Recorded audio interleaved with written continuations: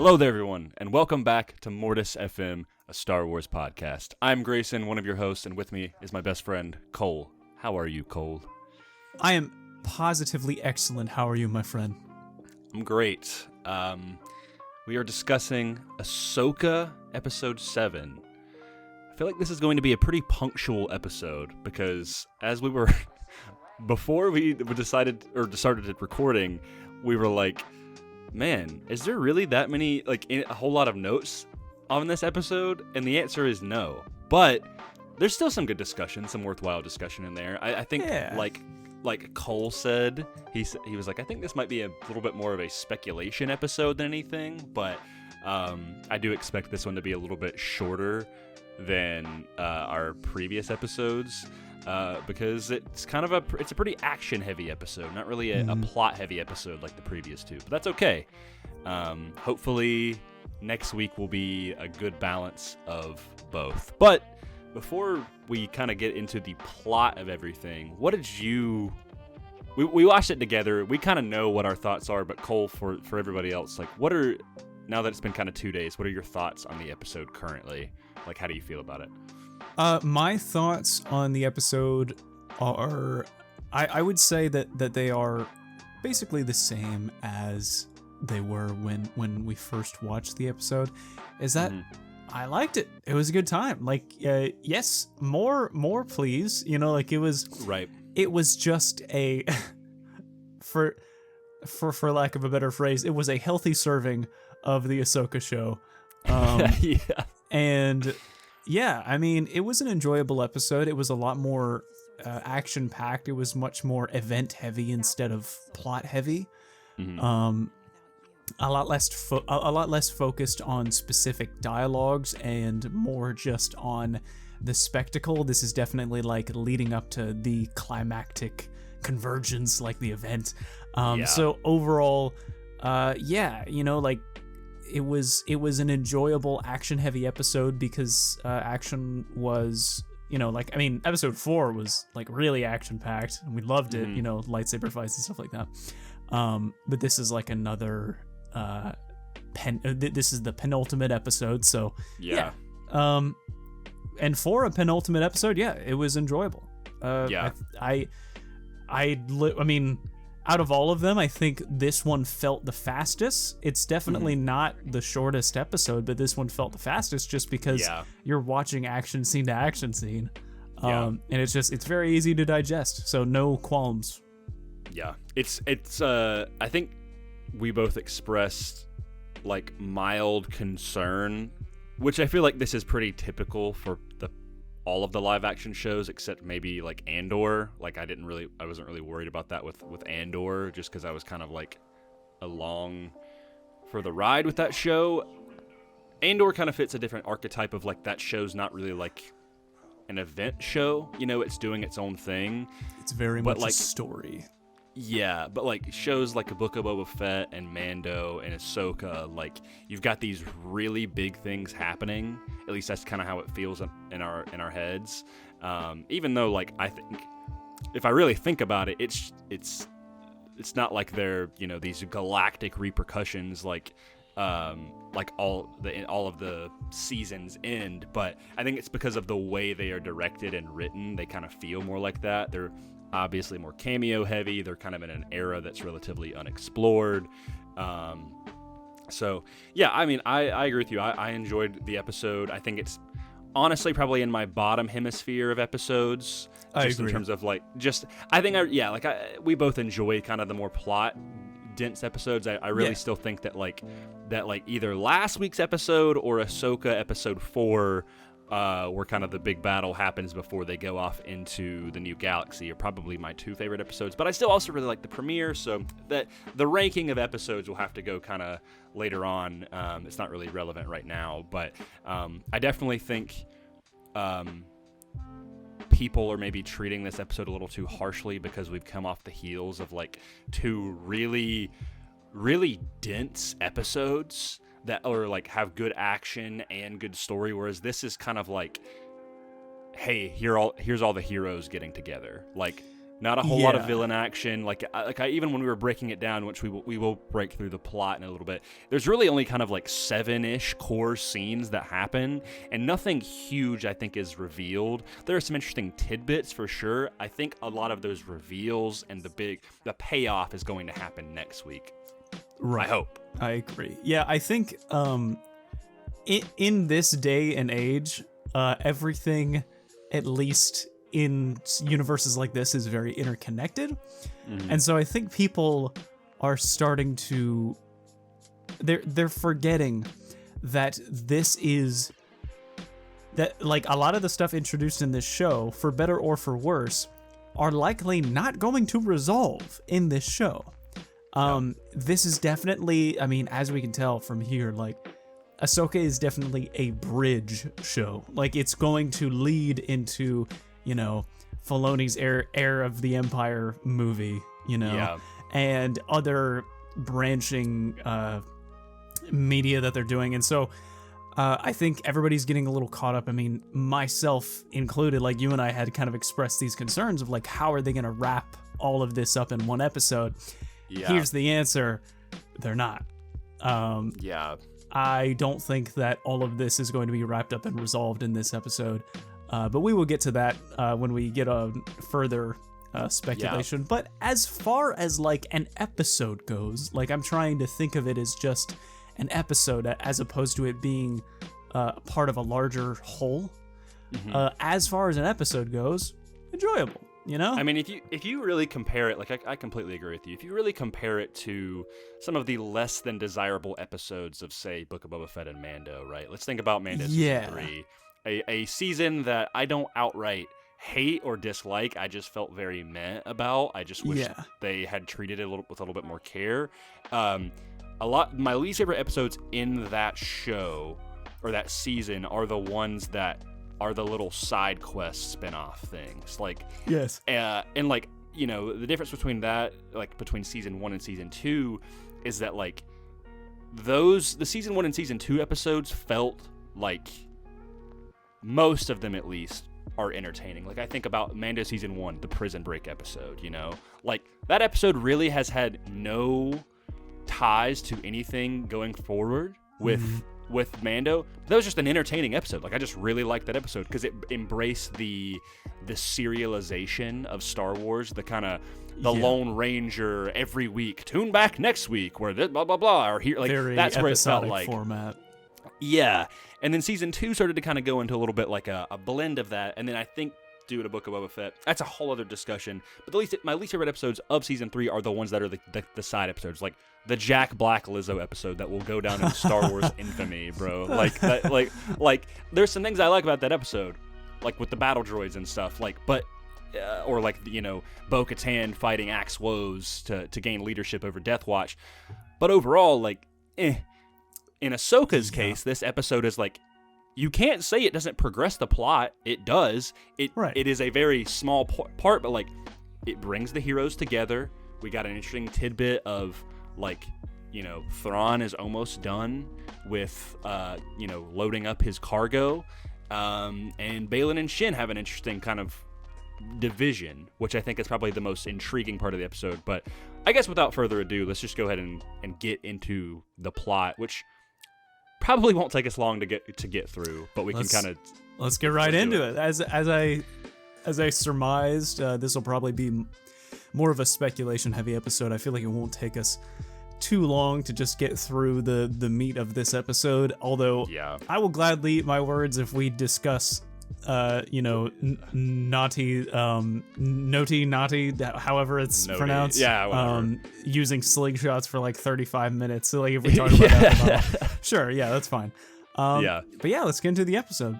Yeah. So we obviously start with, you know, typical Disney Plus flashback, or here's what happened last week, and then the first thing we start off with is not a Senate hearing, but a military New Republic Council meeting where Hera is being, she is in a court of the previous senators that she talked with, I want to say in episode 3 or 4, I think episode 3, and she is being accused of, you know, I guess treason against the New Republic, that she did these missions unsanctioned, and that she's utilizing her power.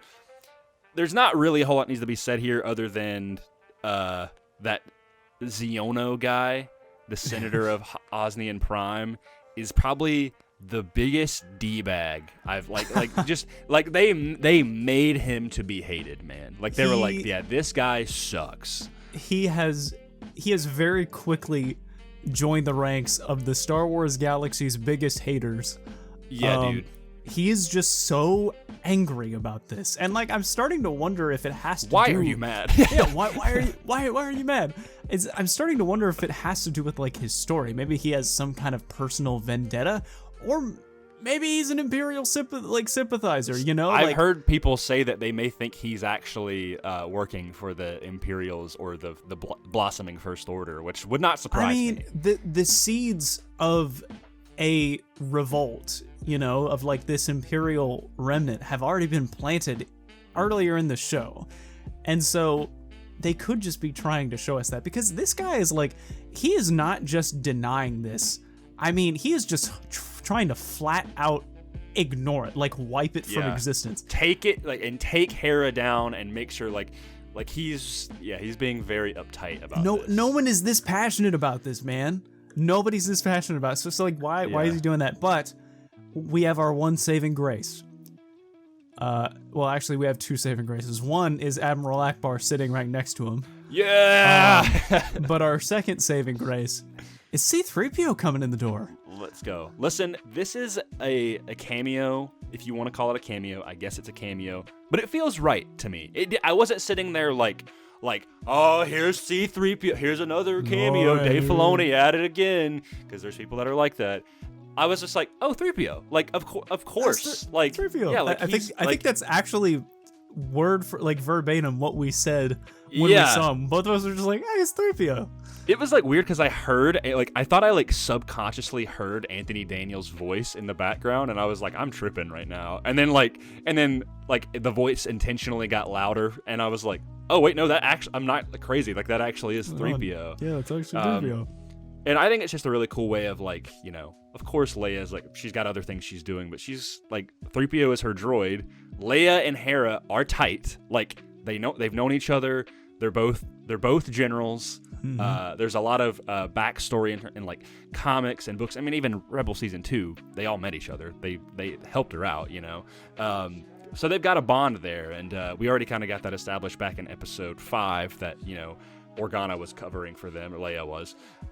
So now she sends 3PO, and I don't know if she's lying about this or not, but she does basically send 3PO with the news that Leia did sanction this mission, that she was okay with it, which kind of threw me off, because I was like, is she just saying that, or did we just not see that, or I think she's just saying that personally. But one thing that I did notice is that they're definitely having it be 3PO and not Leia, because whatever they're deciding to do with Leia's presence in this era, they're not ready to show it off yet. Right. Because here's the thing, there is no need plot-wise for it to be 3PO and not Leia. And so I'm curious now, what do they intend to do? Because that's the outer universe thing, but in universe, I also think it makes sense for 3PO. Leia has a lot of other things to do. No, it definitely makes sense for 3PO, but I feel if they wanted to, they would have put Leia in there just for the sake of it. And so I'm curious now, is that us being kind of subtly told we're no longer going to go down this CG face route, which if that's true, fantastic. Or is it I don't know, they're just trying to avoid the controversy. I don't know. I'm okay to open this can of worms, and I think we have I don't know if we've discussed this outright on the episode. or on any of the past episodes, but like since we've got a little time to kill, what a way to describe the episode. Listen, like it's not going to take this long. Like we've wrapped up this scene. The only notable thing is that Mon Mothma's like, "Oh, sick," and Xiono's like, "Meh." Like he's just upset about it, and then Mon Mothma, Xiono insults like C-3PO as a droid, and Chopper basically says like, what the like yeah, he goes like WTF. Yeah, that was so I saw in Star Wars Explains video that like he had like it was that still, and it literally just had above Chopper in like the Star Wars font, what did he say? Dude, Chopper was ready to start swinging. He's so chaotic, dude, but I love him. But yeah, so Mon Mothma basically like comes up to Hera after the hearing is adjourned. Basically everyone's like, yeah, this was a huge waste of time. Xiono's like, no, it wasn't. I'll get you. But like, whatever. I'll get you next time, Hera. He's like shaking his fist in the air. But yeah, Mon Mothma asks Hera like, how real is this threat? Like, put your personal feelings aside because I know you have them. And Hera's like, we have to hope for the best and prepare for the worst, which I think is like, yeah, like why isn't there New Republic doing that? Like, I think they're getting way too cocky and stuff. But yeah, I want to just express my thoughts on the whole CG thing. I think you make a great point with the 3PO being kind of like an ambiguous way to be like they have not decided if they're going to do this CG route or not. He's a buffer. Right. And I'm just going to say it, like I do not think they need to do the CG route anymore. Yeah. In 100%. Listen, the technology is so cool. You know, Indiana Jones' Dial of Destiny, really cool stuff. Luke Skywalker in both Book of Boba Fett and Mandalorian, really cool that they got Mark back and they were able to kind of do that. However, here is my this is my little rant, and I of course I want your feedback on this. I'm sure you will agree. Really think about it this way, okay? Let's say that Star Wars A New Hope, nothing else of Star Wars exists. Star Wars A New Hope was made today, same actors, everything. Let's just pretend it's the way it is. They decide in 20 years they're going to do the prequels, and they're like, hey, Alec Guinness is going to be a CG, like we're going to get a guy, he's going to be Alec Guinness, it's going to be CG. We never would have gotten Ewan McGregor as Obi-Wan Kenobi. Yeah. I love Alec Guinness. I love Ewan McGregor. But I think in most people's eyes, Ewan McGregor is their Obi-Wan. I think that's just... Yes. He has played the character longer. He has put his mark on the character. And Obi-Wan is a better character because of Ewan's performance. If we had gone down a CG route with that character in this hypothetical universe, we never would have gotten Ewan McGregor as Obi-Wan Kenobi. We never would have gotten Hayden Christensen. We never would have gotten all these other actors, right? The CG thing is cool. I think it's cool technology. But let's let other actors put their mark on these characters. I love Mark Hamill. I love Harrison Ford. I love Carrie Fisher. Like they are icons. No one, I think, at this point will ever take away those roles from them. But I love Alden Ehrenreich, man, as Han. I love Donald Glover as Lando. We have not gotten anybody to play a young Leia or Luke. And I want to see that. I want to see in whatever movie, if say in Dave Filoni's Heir to the Empire, we get Mando, we get Ahsoka, we get Ezra, Sabine, and we get Luke, and we get Han, and we get Lando. Like, we get this, you know, if however you want to say it, I'm saying it as this Avengers-style thing. I want to see new actors. I want to see Alden come back. I want to see Donald Glover come back. I personally would love to see Billie Lourd, even though she is in Star Wars. I don't really care. I'd love to see her take over the role of her mother. Like, I think that would be a perfect casting. And there are plenty of actors out there that I think could make a great Luke Skywalker. Like, there are unknowns out there that I think are just... that would love their chance to play Luke Skywalker. So, anyway, there's my little mini rant. Let's move on from the CG. I know it's going to be confusing to audiences, but, like, it was cool to see it. Let's transition away from this. Let's let other actors put their stamp on these characters, and it's gonna save you some money. It's gonna save you a little bit of budget on that CG. There won't be such spotty CG anymore. Like, well, anyway, there's my rant on that. This is I'm just gonna first start off and say like you are completely 100% right. But this is the one situation. Right. There you go. This is one of the situations where I would say let's reverse the phrase. Reject tradition, embrace modernity. I'm gonna say, reject modernity, embrace tradition. Yep. Cast people for roles. Do not cast someone that you're just going to plaster Mark Hamill's CGI face on and have it be a fake voice. Like don't. This is the reason why, like, the strikes are happening. The writer's strike, I believe, has ended. The actor's strike is quickly approaching its end, hopefully. But like, this goes into the whole conversation of AI and technology. And yeah, you're completely right. Like, filmmaking is an art craft. Actors are artists. Yeah. Let them put their stamp. This technology is amazing. It's incredible that we can do this stuff, but it is nothing short of insulting to basically replace someone's hard work with a, technological uncanny valley kind of thing. Yeah. And it's all for the sake of, trying to make it look the same. People can, it's like suspension of disbelief, man. If you want to continue it, have people carry the torch of the role. Don't have it be just this strange, grotesque thing, because if we take that further, there is going to be nothing but CG, faces in, quote, live action movies in the future. Right. We have to stop this.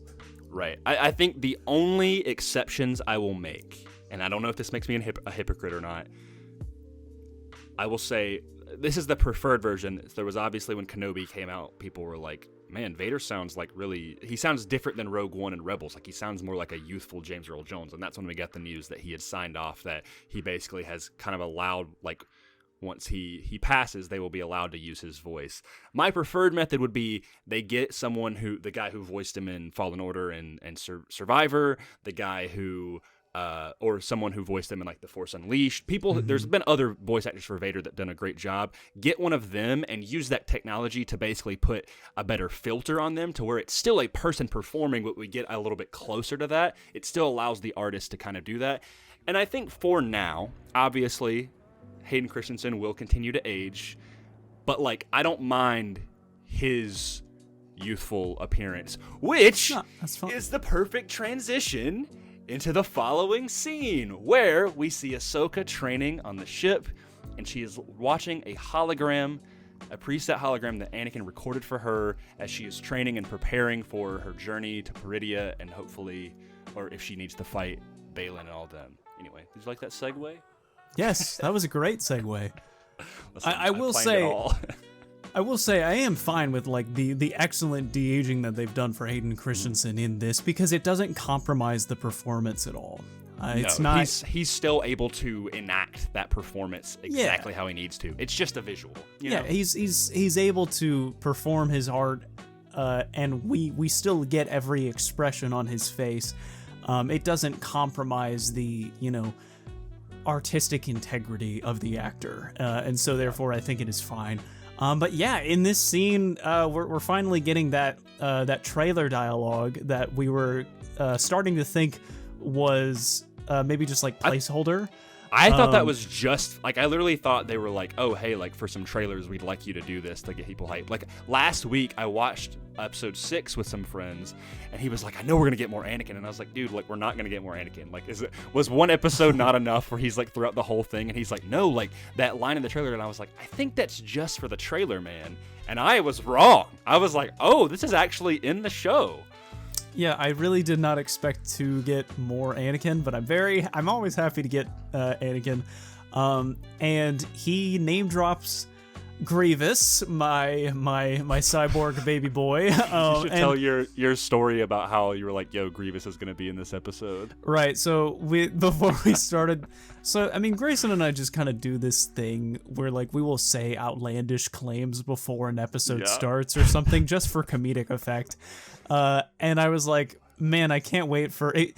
Grayson said, I can't wait to see Watto in this episode.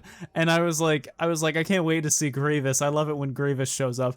And then Anakin mentions Grievous, and I was like, he is in this episode. I was like, that's so funny, dude. Yeah. And also, it was very cool to actually hear Asajj Ventress's name mentioned in live action for the first time. Yeah, she's kind of... I think being the Star Wars kids that we are, growing up in that era of the Clone Wars and prequels and whatnot, like Asajj Ventress is just like, oh yeah, like we know her, but I forget a lot of people don't know who Asajj Ventress is. Like, yeah, it's actually that's a really funny point that you bring that up, because I feel like someone probably watched that episode and they're like, who the heck is that? Or like, I don't remember them. Yeah, I don't remember who that is. I hope that these scenes, both episode 5 and this, get people to go back who maybe more mainstream people who didn't watch all of Clone Wars to go back and dive into it, because it's very rewarding. I think they'll be rewarded when they go back and watch it, and also Rebels, of course. Dude, Clone Wars is just Star Wars, like it is just good Star Wars. So yeah, if you have not watched it, please do. I think if you're really trying to get into it, like, there's no way I can't recommend the show, Yeah. But yeah, so we get it's not a very extensive scene, but basically she's training some of her lightsaber forms, and Anakin's like, yeah, I don't really train those. Obi-Wan says I should, but I don't. Which is just such an Anakin thing to do, even though Anakin is like one of the best lightsaber combatants you've ever seen. So don't worry about them forms, children. Anyway, he talent versus training. Yeah, that's true. He has a lot of natural talent. But Ahsoka and Huyang are basically like, oh yeah, left these recordings, and she basically like reinforcing the lesson that she learned in the closure she received in episode 5. Like, she vocally proclaims like, yeah, he was a good master. Like, I think actively listening and training to those kind of shows this progression of her arc. She mentions that he made 20 of them. And I wish I could see all 20 of them, but I guess now we have technically seen 2. Yeah, the one in Rebels. Is that the one you're talking about? Yeah. Okay, yeah.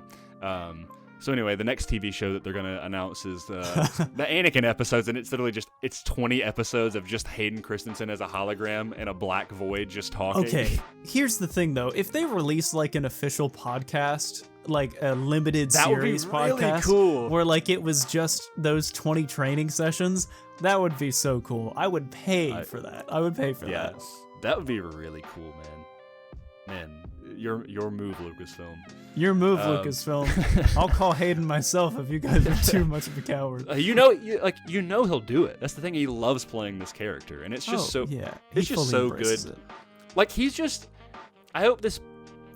There's a lot of people that are still, like, I've seen online still saying that he is a bad actor, and I'm just like, oh my god, what are you watching? Like, I think you're just so dead set on the hate for the prequels back in the day that you're like, yeah, but listen, it's cool that we got Anakin back, but he's still not a good actor. Like, no, he's doing a great job here. Like, dude, he's doing such a good job.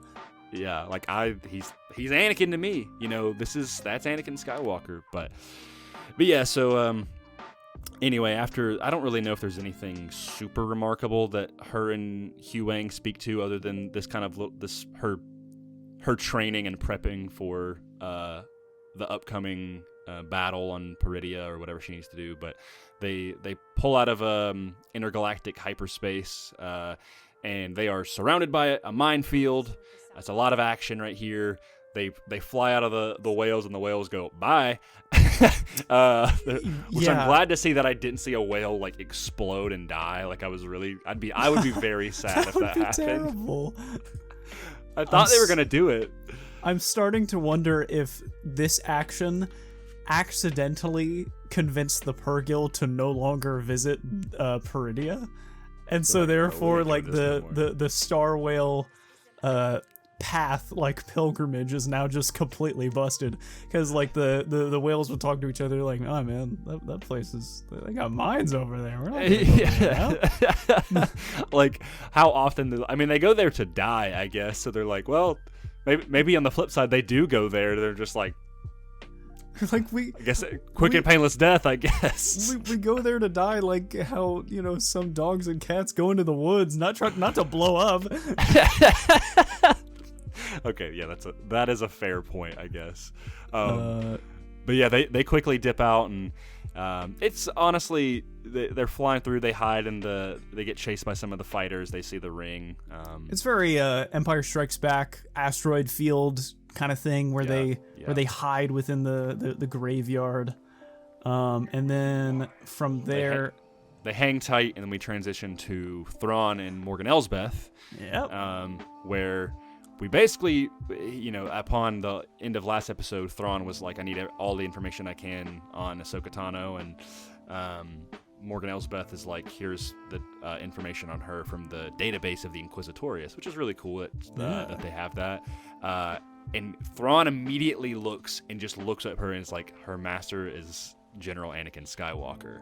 Like, which I think I said in the episode, and you were like, what? It did not register in your brain, but I also did not make it clear. Well, so when he mentions that when he recognizes that Ahsoka was Anakin's apprentice, Grayson let out like this guttural victory, like, yeah, and yes, and I was just so taken aback. But here's the thing: I think we had two different perceptions on canon in Star Wars. Yeah. So like, since these Thrawn books have been written and are technically canon, in my mind, I was just like, yeah, he knows who Anakin is, and so like I just registered it as matter of factly.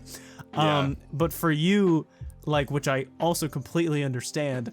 Yeah. The canon is basically the visual media unless proven otherwise, because the books keep on getting retconned. Which makes perfect sense. You know, like the canon comic, the Ahsoka book, did they retcon the Phasma book too? Whatever. I don't even know. Who cares about Phasma, bro? Yeah. Like, I'm sorry, man.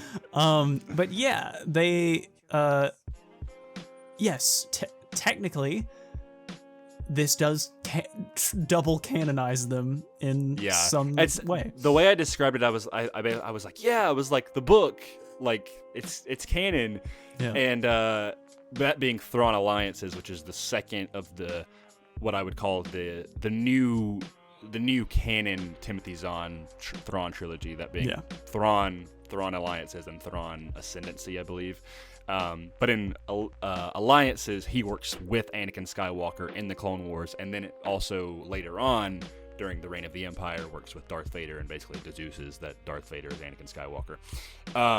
But yeah, to me, I was like, for clarification, I was like, I know that like they are canon books, but it's like you said, until proven otherwise. Like there has been instances where like the Ahsoka book, the Kanan comic, the even a little bit with Dooku Jedi Lost, the audio drama.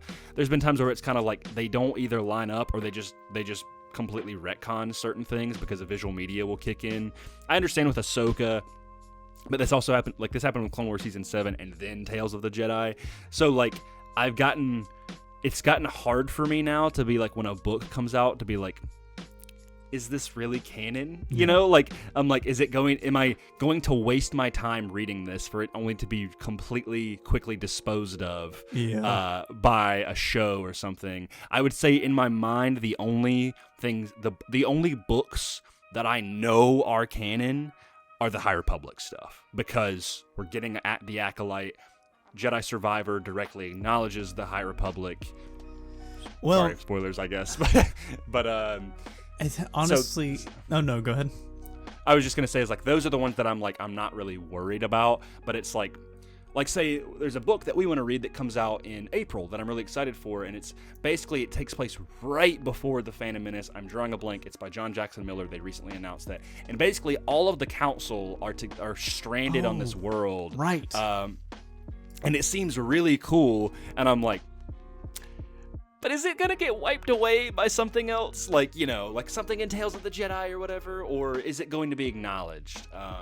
So it's always a constant worry now. Like that's why I've started to kind of get more into Legends books, because I can read that and be like, well, I know this isn't canon to the current stuff anyway. It's going to be called The Living Force. Yes. Yeah. And it's basically all of the Jedi Council at the time of the Phantom Menace are, from what I understand, they're like trying to re-centralize all of their, like, it's basically like this is the final last straw of the High Republic. Like, it's transitioning into the exact prequel era Jedi that you know. Yeah. This should be very interesting. Yeah. Just 1 year before the events of the Phantom Menace. Yeah. So I think it will be, that's something that we want to read. But anyway, that's my whole little thing with that. So it's cool to see that Dave Filoni acknowledged that was one of the books. I'm sure that was, pretty rewarding for people who read Thrawn Alliances. But I'm sure that was very difficult for Dave to do. He was like, yeah, I guess we'll acknowledge that book. Fine. I will say it is weird though, because like the Star Wars Aftermath books that came out within the following years of when Disney purchased Lucasfilm and the rights to Star Wars, those books came out and were basically bridging the gap between Return of the Jedi and The Force Awakens. And one of the chapters is about Cobb Vanth finding Boba Fett's armor. Right. And that was directly acknowledged in Mando Season 2, which was like a super deep cut. So it really is just hit or miss, I guess, with these things. I think they just kind of pick what they like.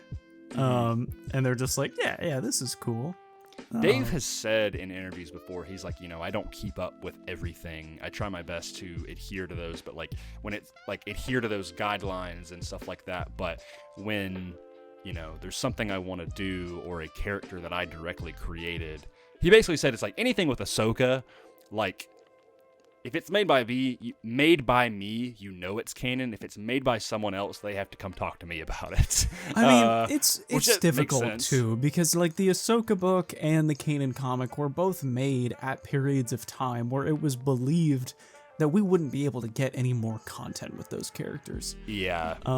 So like a lot of it is just kind of, it's canon right now, but if we have an opportunity to expand on the story in a way that we can put it on visual media that's not, either in like a comic or a book, then, we'll adapt it, but it'll be changed.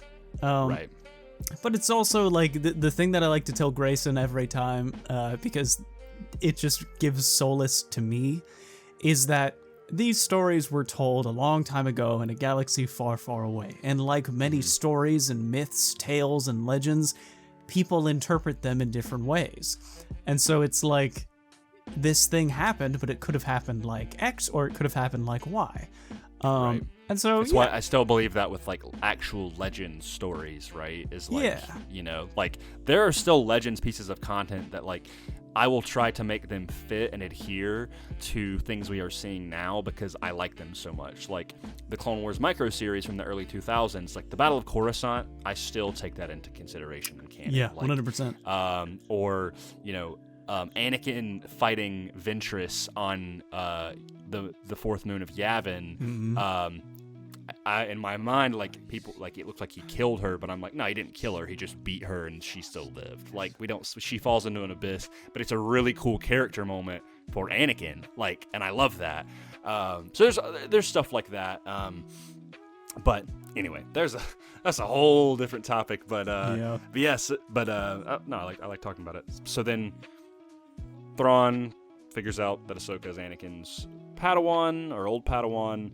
And then he asked the assistance of the Great Mothers to use their little red orby things to triangulate the position on Ahsoka. And then they do find her, but before that, Ahsoka is trying to figure out where the heck Sabine is at on this planet. And so she reaches out through the Force, very, very classic Jedi. And we kind of flash to Sabine and Ezra, and they're riding with the Noti, kind of migrating, moving onwards. And I'd say this is worth talking about, but this is their time to kind of catch up and catch Ezra up on what's been happening in the galaxy. So he's like, so the Empire is defeated, and she was like, yep, Battle of Endor, and then he's like, so Palpatine is dead. and I noticed this in the episode. I think we both went like,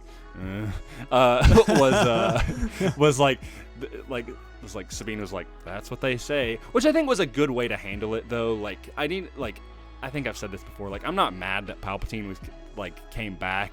I just I like that they've been setting up things for him to return, but it definitely acknowledges the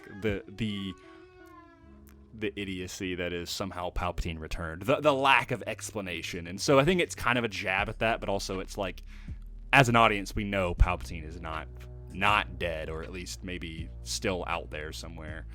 I am curious as to how the death of Palpatine was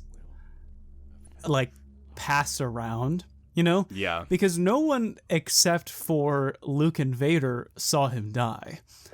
And so did Luke just go yeah, Vader threw him down the reactor shaft, and he exploded. I've seen it's so funny you mentioned that. I've seen so many memes and TikTokers go through the conversation of what Luke said, and they're like, oh, Luke, so so you burned Vader's body, huh? He's like, yeah, but in the end he was redeemed. He threw the Emperor down the shaft, and he became my father again. And they were like, he was redeemed, huh? And he was like, yeah. And the guy's like, he killed thousands of my friends. And Luke is like, but he's good now, And it's when you really think about it like that, it's well, yeah, it doesn't obviously I do think I still believe, even outside of Star Wars, that Vader was he became Anakin again. Vader was no more, and Anakin came back to light, and he was redeemed. But there was no way that after what Vader did, that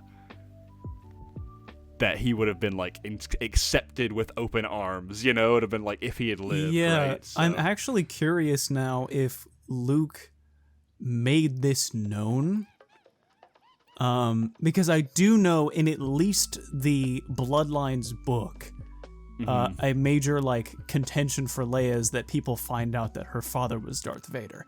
But it gets leaked, yeah. Yeah, I don't actually know if it became widespread knowledge that Vader was actually the one that killed Palpatine.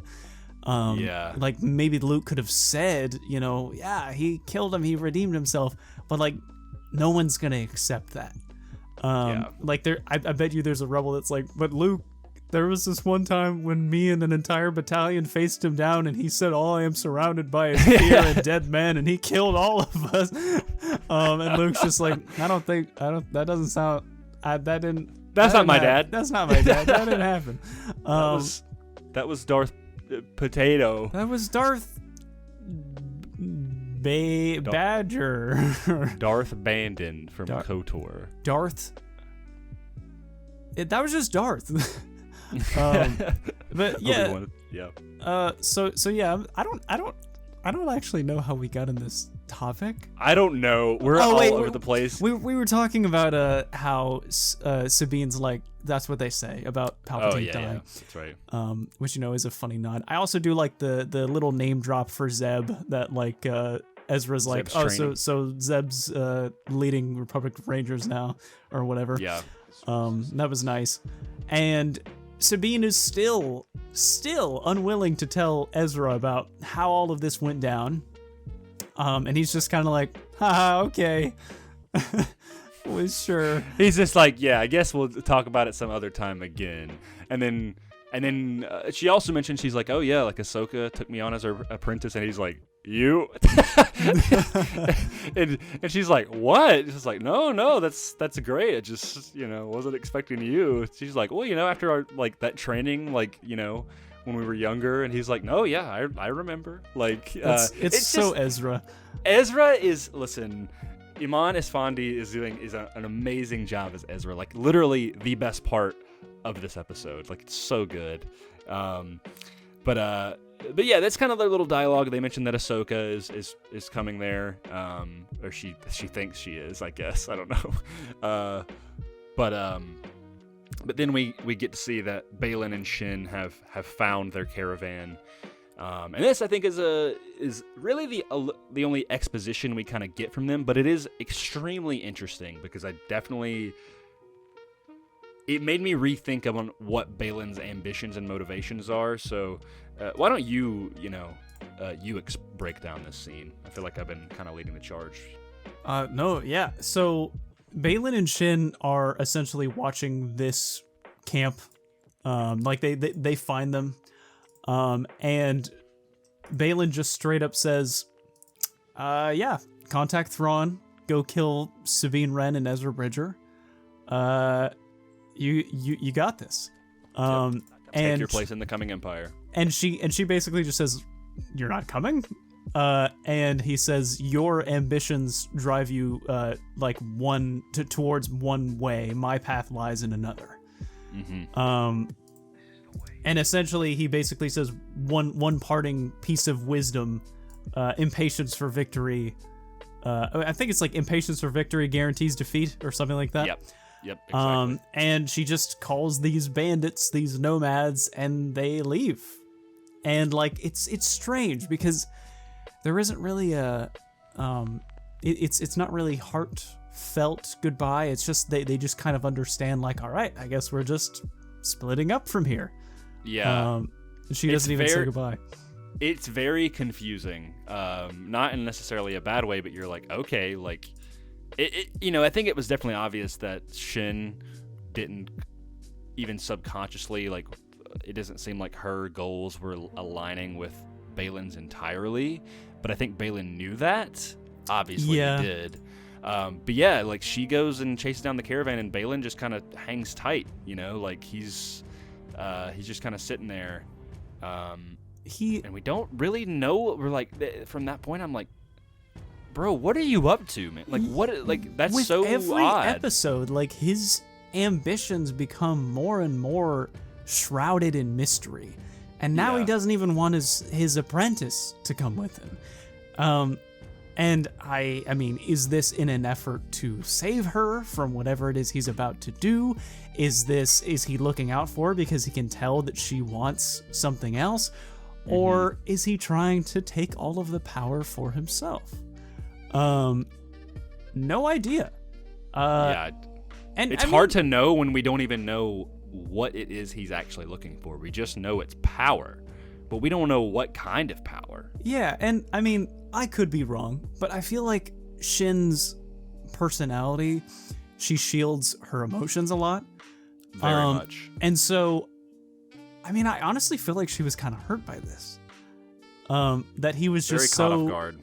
Just so readily willing to just say, all right, we're done. Time to I mean, split up. I didn't take it as like we're done. I just took it as like a you go take care of it, I'm gonna hang back sort of thing. Like, I'm like you, this is the thing that you want to do. Like, this, I don't take it as like this is the last time we're gonna see each other sort of thing. I take it as just like this seems like something that you want, you should go for it. Like, it's not really where my path lies. Yeah, I mean, I think that it was definitely meant in that way, but for me, it kind of sounded like we won't see each other after this kind of thing. Yeah. Just because he said, like, take your place in the new empire. I mean, Baylan's clearly going to go off to do whatever it is he wants to do. It's made clear that Thrawn is leaving soon. There was literally, like, he shows the Thrawn, this is a little bit later in the episode, but Thrawn shows the cargo, and there's only like a couple crates left that they have to fill up. It's like 3. And it's like, dude, they're about to dip, man. Like, yeah, I'm a little worried that they're not gonna make it there in time. Yeah, that kind of ties back into the thing that you said earlier, where you're like, I don't think everything is going to get resolved in this final episode, and that's kind of the point. But yeah, so Balin, he kind of hangs tight while Shin and the bandits, they approach the caravan. They fight them off. Eventually, they get into a bit of a huddle, like a circular formation, and the bandits are kind of taken care of. But then we get Shin approaches, and Thrawn sends some squads of night troopers to go support Shin to take out or capture Sabine and Ezra. I think just to kill them. I don't think Thrawn has any intention of capturing them. No, he just wants them dead. Yeah, at the very least, he wants them out of his hair enough so that he can get out of the way, or he can get out of there, which is something he directly says, where he's just like jumping ahead, like basically when they get defeat, or when Ezra and Sabine and Ahsoka defeat all of them, Thrawn is like, we could take this to defeat, but like also, all we really needed is time. Like, this is still kind of I see this as an absolute win, you know. He's just coping. Yeah, he really does sound like it, but it's like, no, he's got a point. Like, if they only have 3 crates left, like, it didn't seem like the troopers were going that slow, you know. It seemed like they were going at a pretty steady pace. Like, that might have been all the time they needed, you know. I know they have a ship now, like they have Ahsoka's ship to be able to go up to the Star Destroyer, but like, listen, I think Thrawn's getting out of there, man. I don't think they're stopping him. Even if they get on that ship, he's still getting back to that galaxy. That's what I think, at least. In the meantime of this altercation, Ahsoka drops in on Balin. Yeah. They basically after she reaches out to the Force, finds Sabine. Sabine is like, Ahsoka. Goes down there, literally like jumps out of the very classic Ahsoka fashion, slides off the ramp, down on the ground, and immediately starts fighting Balin as this is all happening. And there's a nice little dialogue between the two there. He's basically just like, oh, like, you survived. And she says, disappointed? He says no. Yeah, but not really. But I can't allow you to interfere. And he draws his saber for the first time. Like, well, not like for the first time. He draws it first. Yeah, as opposed to their previous duel where he did not want to do that. And that kind of like further reinforces this idea that the closer Balin is to his goal, the more he will be willing to do anything. So yeah, they start fighting. Ahsoka's using both sabers this time. That's looking, I mean, the fight is very fast paced. And it looks really good. Meanwhile, it cuts back to Sabine, Ezra, fighting off these night troopers and the bandits and Shin. Like, there's a lot going on here. But Sabine goes to offer her lightsaber to Ezra because it was once his. And he's like, yeah, I don't need it. And she's like, wait, it's yours, take it. He's like, no, I gave it to you. She's like, really? I'm not kidding, take it. And he says, the force is my ally, that's all I need. Yeah. And he's got like this crazed look in his eye too. Like he looks like he looks like he's just ready to tussle. And he does. Like, he starts going ham with these force blasts on these troopers, and even goes up against Shin, just holding her lightsaber in the air with the Force, which just looked so cool. He just reminds me of this, just like monk style fighter. Right. He reminds me a lot of Chirrut. That's a good comparison. But, you know, obviously he is just using the Force. He's not using any weapons except for when he takes a night trooper's weapon and just shoots him in the face. It's so funny. which made me kind of laugh a little bit, because I was like, oh, he's not taking the lightsaber because he's more of a pacifist now. No, he uses guns still. He just he just prefers using the Force because it's fun, and Ezra's quirky. So I think he honestly did it more. I mean, granted, he hasn't used a lightsaber in a long time, but I think he did it more because he's like, Sabine needs it more than me. I think it's just, I mean, Sabina, I think, is technically older than him, but it's the brotherly, like, big brother side of him, I guess. Right. And actually, right before that, they corner them, and Ezra's just like, what if you just didn't kill us? You know? Yeah, they're like, take us as prisoners, and Shin is immediately like, kill them, shoot them. Like, I'm not dealing with this. Oh wait, no, actually, sorry, that happens at the end, doesn't it? Because then Ahsoka rushes in. Yes. Yeah. So basically, there's a lot of whole like skirmish, because there's like the first part of it where it's the bandits, that's with the lightsaber thing, and then later on Shin and the night troopers come in, and that's when they get surrounded, and he's like, don't kill us, man. So Balin and Ahsoka's fight is still going on, and basically like it still looks like Balin still has the upper hand, and he says, you can't defeat me. And she says, I don't have to. And then again, I've heard that somewhere. Like that is something in Star Wars before, like, or I've heard it before. I don't know. Probably. But then good old Huang does a trench bombardment on the ground. And then Ahsoka gets away and then drops in on Shin, Ezra, Sabine, and all of these troopers, and immediately puts Shin in her place, kind of trumps her and uses the Force specifically, doesn't even use the lightsaber.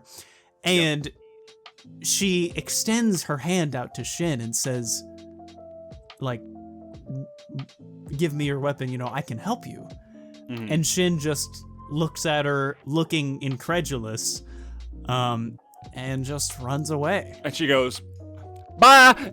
She just runs off. And I don't remember who made this point, but I saw something online that like she is just kind of coming to the realization that despite everything, Ahsoka came back for her apprentice, but Balin basically just left Shin for her to go die. Yeah, and like Thrawn's plan was also kind of thwarted because Balin did not help. He's like, where is Lord Balin? Yeah, where's Balin? He's not there. They might have actually had a much more decent chance had he been there, but that's Balin kind of subverting Thrawn and his plan. Yeah, and that's where Thrawn is like, that's where he's coping, as you said. He's like, this is the real victory is the Night Sister catacomb boxes. I put it in my ship along the way. I want to say this, like, I've seen people say that like Shin should have died in this moment. No. And I'm like, listen, what do you mean? Like, do you mean she should have died, or that Ahsoka should have killed Shin?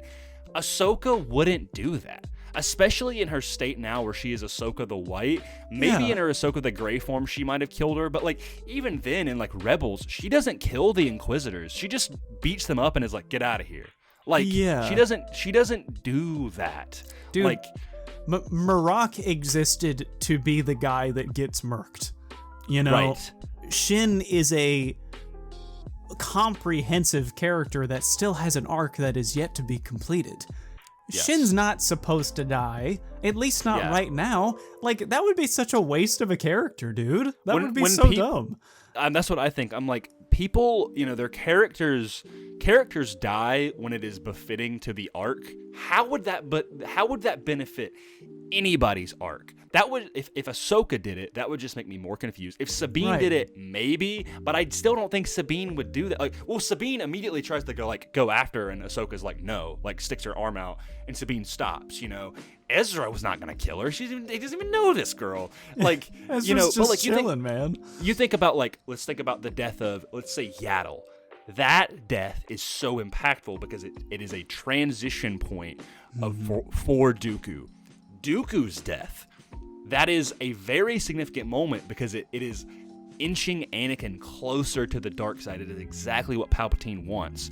Like, Darth Maul, when he, like, his true death is like, it is satisfactory. It is the end of an arc for him and for Obi-Wan, because it shows, like, first of all, Obi-Wan's competency, but like, that Darth Maul's obsession and blind vengeance is what brought him to his bitter end. And even when Maul is struck, that's what I'm saying, is like, deaths, like a good death in Star Wars does not happen unless it is like good for the arc. Shin just getting struck down for no reason, like that's like such a video game thing. That's such like a light side, dark side thing of like Ahsoka is like choose to help her or kill her, you know, like dumb. Dude. There has to be, I mean, I guess there doesn't technically have to be, but for it to be good, in my opinion, there should be some narrative relevance for an established character. I could think of a couple different ways, and it's not from Ahsoka, Sabine, and Ezra. Yeah, if it were from any one of them, it would be straight up character assassination. Like, that's not literally and figuratively. Yeah, literally and figuratively. It's the actual assassination of Shin, but the character assassination of any one of those three. Yeah. It's not something that is supposed to happen. And so Shin is alive, thank God. And I can't wait to see what her character turns into, because I'm going to be honest, I don't see her dying in this show at all. I don't either. I feel like she is going to be a character that's going to be consistently expanded upon as the universe progresses, and I am all here for it because I love her, man. She's great. We mentioned Ventress earlier, and I've always, in my mind, I have very much thought of her like a Ventress type character. Yes. Where when you meet Ventress in the Clone Wars, like there's not really layers to her at first. And as you go further and further, Ventress has a great arc in that show that's even continued in Dark Disciple, which was a unused Clone Wars arc. So she was going to have even more of an arc. Shin is very much like that. There's an interview that I sent you that's from, I believe, Celebration or Comic-Con, and you can tell that there is way more to Shin that we don't know. Oh, yeah. Like, Ivana Sakno, I think is that how you say her name? I believe so. Close to that. She was speaking to an interviewer and was saying, like, just very intellectually, like, the levels of her character, and it's like, it was clear to me, I was like, okay, we're in for more for her character, and especially Baylan, and the respect that she has for Dave for writing this character is very clear. So yeah, like, I said this before the episode, and this might be getting too meta, but this has been I think just a very prominent reoccurring theme for you and I discussing these episodes, and I feel like it's taught me a lot, is like, people want so much instant gratification, man. Mm-hmm. Like, and really, like, if this show has taught me anything, assuming that it will stick the landing, and I think us discussing it has made me more confident about it, that it's like, we're gonna get a really good last episode. I feel it, you know. Yeah. Am I part of me that's slightly worried? Sure.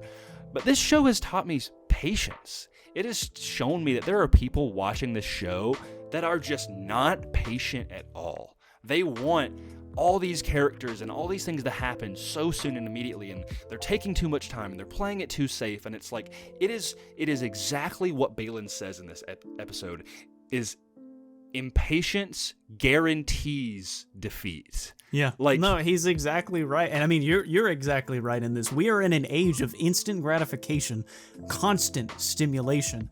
Like, our entertainment is filled with events and spectacles and cameos and multiverses. Like, everybody wants that big climactic moment to happen at every beat. People forget that a good story takes time. It has ebbs and flows. The ebbs and flows, hills and valleys. It's not just Avengers Infinity War all the time. It's not just Avengers Endgame all the time. The reason those movies worked is because they had like 20 movies before to set that up. An actual decade of setup for that. And it was so earned, but now people want it all the time. All the time. Yep. And so, yes, I mean, we're coming full circle here. What a great way to just sum that up, Grayson. Impatience guarantees defeat, guys. Mm-hmm. Like, if you, I mean, I keep saying this, but if you're listening, I'm sure that you are not the person that needs to be told this. Right. But hey, spread the word. Try to get your friends to not want this instant gratification and just enjoy the ride. Do not forsake the forest for the trees, you know? Yes. Like, just stop it. Just enjoy.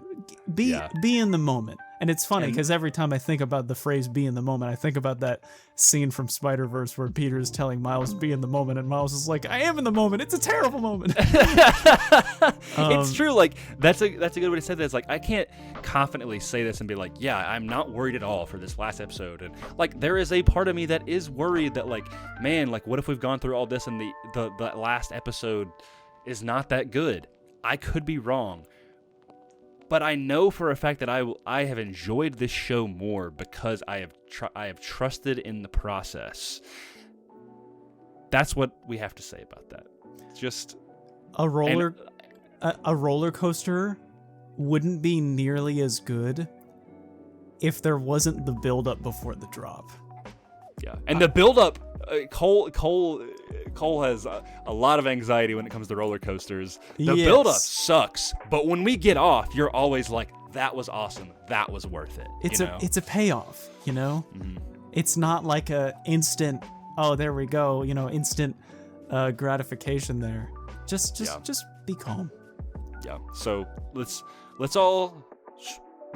be optimistic. Let's trust that this last episode that Dave is bestowing upon us. It's directed by, I believe it's Rick Famuyiwa or Famuyiwa, however you say it. He has directed some stuff in Mandalorian before. He is a good director. He likes to direct a lot of the. I think he did the Mando season 3 finale, but Dave is writing this. So that's all you need to know. But yeah, the really only little thing that's left with this episode is that Ahsoka, Shin runs off, and Ahsoka, we just get to see the joy on her face when she sees Ezra. She's laughing. Like the first time she's like laughed in this show, she's smiling. She just gives him this big hug, and it's just a really satisfying moment of just like, man, our heroes are together. Now we get to the big stuff, Yep. And that leaves us now with what you said earlier is I don't think you said that I don't think everything in this show is going to be solved, and I completely agree. What do you think this show is going to leave open-ended, and what do you think this show is going to close? I have my guesses, but I want to hear what you think. I think we're probably pretty similar. So, what I think is going to happen is one, they are not going to stop Thrawn. They might delay him. They might even end up going into the galaxy with him. Mm-hmm. Like because they're like fighting him and he's just like, just launch anyway, let's go. Yeah. Definitely not like willingly. That would be a crazy twist if they just like, all right, well, we all got to get home, so let's just get there and then we can fight. Yeah. So I think Thrawn is going to get to this next galaxy. He's not going to be defeated because he's only been in the show for like 2 episodes at this point. No, he's not only going to have 3 episodes of screen time and then he's defeated and done. That would be so dumb. So that won't be solved. I think that will lead into the Heir to the Empire movie or whatever else they're doing. What I think will be solved is the Baylan and Shin situation. Yes. I think Baylan will either find or not find whatever it is that he's looking for, and I hate that we still don't know. We only have 1 episode to find out and then resolve. But also it could be kind of crazy where we find out and it is this immense thing, like put on your tinfoil hats, Abeloth, and then it's left on a cliffhanger. That'd be crazy, man. That would be nuts. But I think that we will find out at the very least. Unfortunately, of course, rest in peace, Ray Stevenson. I do not know what will happen to Baylan because as Ray Stevenson's passing was obviously not planned and the show was made beforehand, I really doubt that they would just go in and then write him out. So it is either that he has a planned conclusion and death in the show, or his character will continue and we'll have to find a way to deal with that. Yeah, I've seen people, and I'd be fine with this. I think he's a great actor, but I really think Baylan will either be stranded on Peridia and maybe driven to madness, or a land of dreams and madness, or he will die, and this was already pre-planned. But if he's not, Liev Schreiber. He played he's been in a lot of stuff, but he probably, for what you would know him best, he voices Kingpin into the Spider-Verse. He's a really good actor. He people have kind of been like, if they have to, I think he'd be a good actor to maybe try to get a hold of, but that's kind of a discussion for after the show, I think. Once it wraps, but yeah, I completely agree with you. I think whatever Baylan is up to, I think he will think it is good. I do not think the others will think it is good. And I believe it will come at a cost of either we go get Thrawn right now, and whatever Baylan is doing is immensely worse on the galaxy, or it's basically choosing the worst of two evils, where it's like, what do we have to take care of in the moment now, right? Yeah. And I think that's probably where, like, we're going to get really the resolution. Like, I think Thrawn and Enoch and Morgan Elsbeth and the Great Mothers, they gone. They're getting out of there. They're begrudgingly to Ahsoka and Sabine.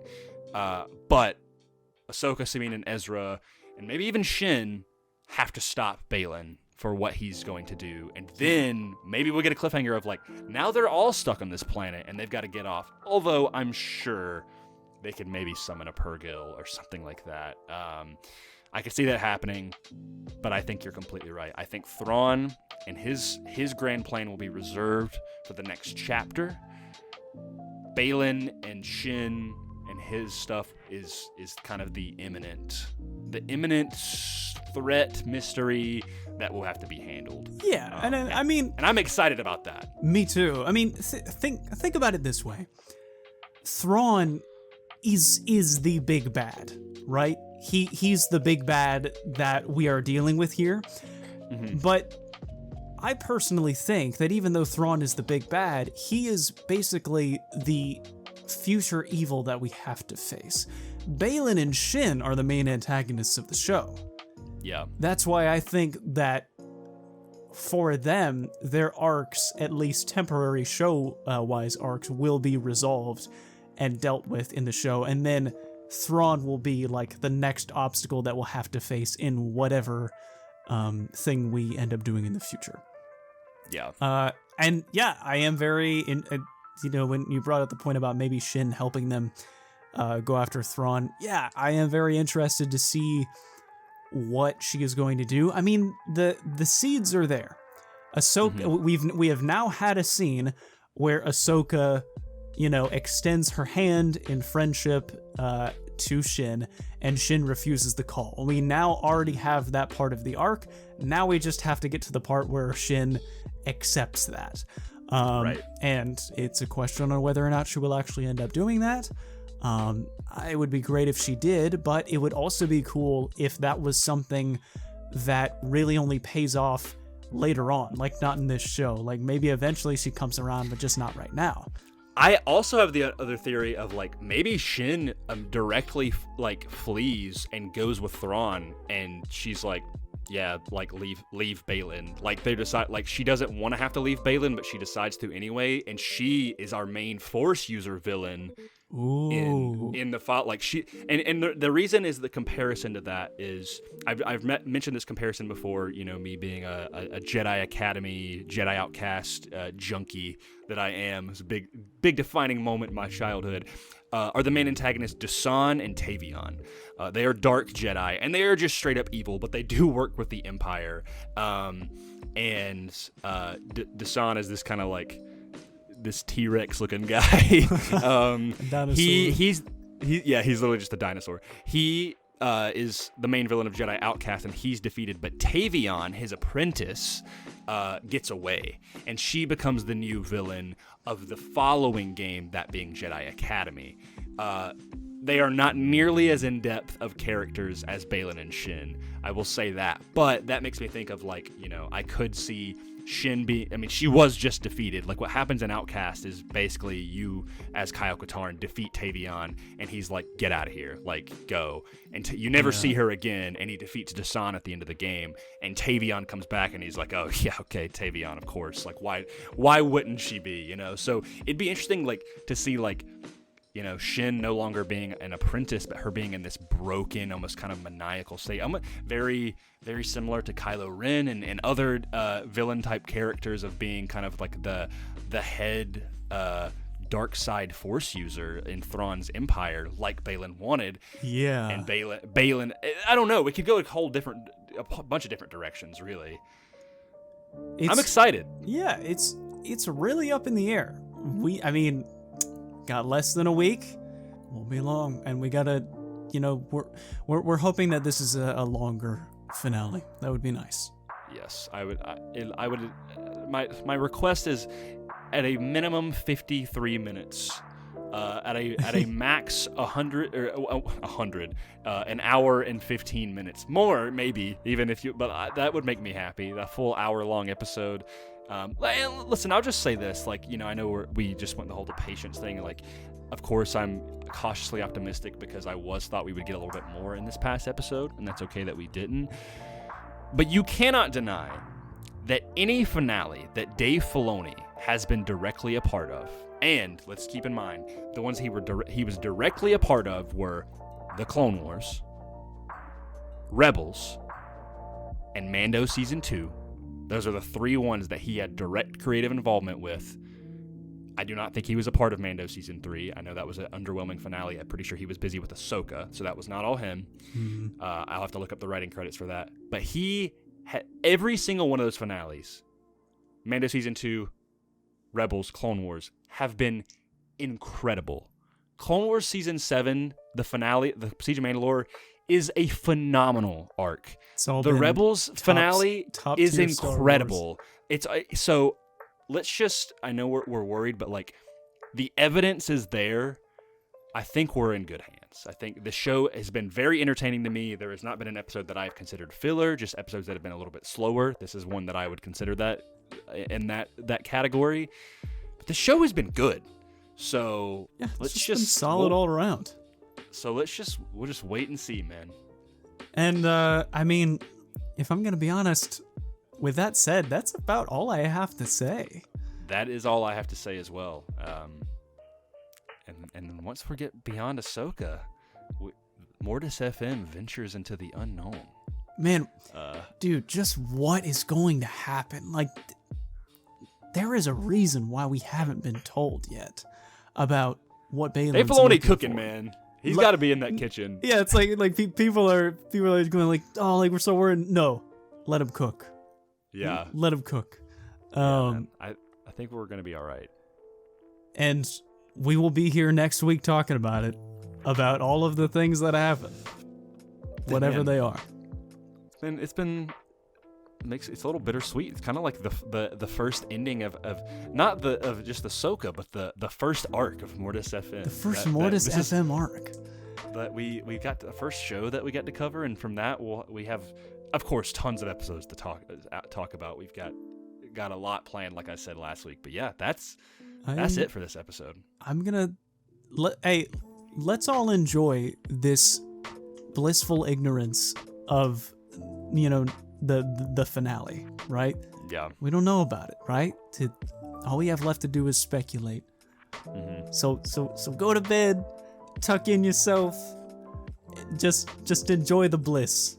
Swing your lightsaber around and have a good night. Because because no matter what, no matter what it is in Star Wars, there's always going to be discourse. So enjoy the peace for now, because who knows? No matter what happens in Star Wars, I love Star Wars.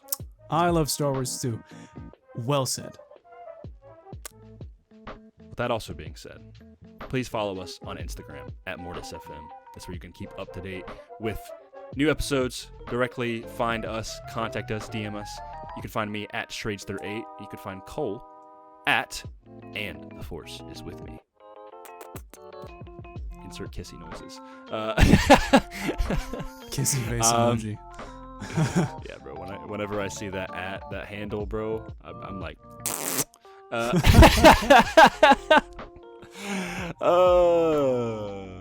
Cole, would you do the honors? My friend and my friends listening, may the Force be with you. Always.